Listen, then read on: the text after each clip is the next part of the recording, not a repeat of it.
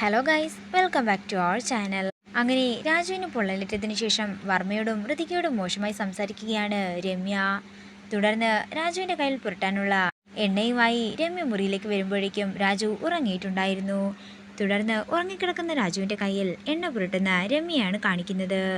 പെട്ടെന്ന് തന്നെ ഉറക്കത്തിൽ നിന്നും ഞെട്ടി എഴുന്നേൽക്കുകയാണ് രാജു. നിനക്ക് എന്ത് ധൈര്യമുണ്ടട്ടാ നീ ഈ റൂമിൽ കയറിയത്? കൂടാതെ നീ എന്തിനാ എൻ്റെ കയ്യിൽ എണ്ണയിട്ട് തരുന്നത്? എനിക്കിതൊന്നും ഇഷ്ടമല്ലെന്ന് പറഞ്ഞ് രമ്യയ്ക്ക് നേരെ പൊട്ടിത്തെറിക്കുകയാണ് രാജു.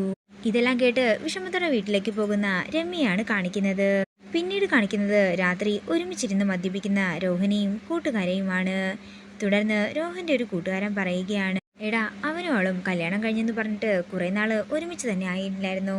കണ്ടവന്റെ വിഴുപ്പൊന്നും ചുമക്കേണ്ട കാര്യം നിനക്കില്ലല്ലോ എന്ന് ഒരു കൂട്ടുകാരൻ ചോദിക്കുമ്പോൾ നീ പറയുന്നത് എന്താണെന്ന് എനിക്ക് മനസ്സിലാകുന്നില്ലെന്ന് രോഹൻ പറയുന്നു. എടാ അവളുടെ ചാരിത്രത്തിൽ എനിക്ക് കാര്യമായ സംശയം തന്നെയുണ്ടെന്ന് ഒരു കൂട്ടുകാരൻ പറയുകയാണ്. ഇത് കേൾക്കുന്ന രോഹനും സംശയമുണ്ടാകുന്നു. നേരം പുലർച്ചെയാകുന്നു. പിന്നീട് കാണിക്കുന്നത് രോഹൻ വർമ്മയുടെ വീട്ടിലേക്ക് ചെല്ലുന്നതാണ്. അംബികയോട് ഋതിക എവിടെയെന്ന് ചോദിച്ചതിന് ശേഷം ഋതികയുടെ മുറിയിലേക്ക് നേരെ ചെല്ലുകയാണ് രോഹൻ.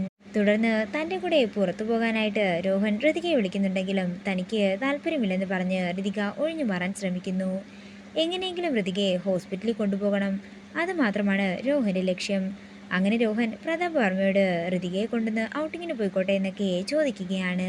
ഇവനെ ഒഴിവാക്കാനായി ഒരു വഴിയും കാണുന്നില്ലല്ലോ എന്ന് പറഞ്ഞ് ടെൻഷനോടെ ഇരിക്കുന്ന ഋതികയാണ് കാണിക്കുന്നത്. പിന്നീട് കാണിക്കുന്നത് രമ്യയുടെ അമ്മയുമാണ്. അമ്മേ, ഇനി എനിക്ക് രാജുവിനെ കിട്ടാൻ ഒരേ ഒരു വഴി മാത്രമേ ഉള്ളൂ. എന്താ മോളെ അതെന്ന് അമ്മ ചോദിക്കുമ്പോൾ രമ്യ പറയുകയാണ്, അമ്മ ഹാർട്ട് അറ്റാക്ക് വന്നതുപോലെ അഭിനയിക്കണം, ബാക്കി കാര്യങ്ങളെല്ലാം ഞാനും ജയേട്ടനും കൂടി നടത്തിയെടുത്തോളാമെന്നും പറയുമ്പോൾ തനിക്ക് നെഞ്ചുവേദന വന്നതുപോലെ അഭിനയിക്കുകയാണ് രമ്യയുടെ അമ്മ. ശബ്ദം കേട്ടുകൊണ്ട് അങ്ങോട്ടേക്ക് രാജുവും ജയനും കൂടി വരികയും അവരെയും കൊണ്ട് ഹോസ്പിറ്റലിലേക്ക് പോവുകയും ചെയ്യുന്നു. ഈ അവസരം കണക്കാക്കി എന്താണെങ്കിലും ഞാൻ അവരുടെ വീട്ടുകാരുടെ അടുത്തുനിന്ന് വിവാഹത്തിനുള്ള സമ്മതം വാങ്ങിയിരിക്കുമെന്ന് മനസ്സിൽ ഉറപ്പിക്കുകയാണ് രമ്യ. ഇതോടുകൂടി പ്രൊമോ വീഡിയോയുടെ അവസാനിക്കുകയാണ്. വീഡിയോ ഇഷ്ടമായെങ്കിൽ മറക്കാതെ ലൈക്ക് ചെയ്യുക, ഷെയർ ചെയ്യുക, കമൻറ്റ് ചെയ്യുക. കൂടുതൽ സീരിയൽ അപ്ഡേറ്റ്സിനെ മറക്കാതെ സബ്സ്ക്രൈബ് ചെയ്യുക.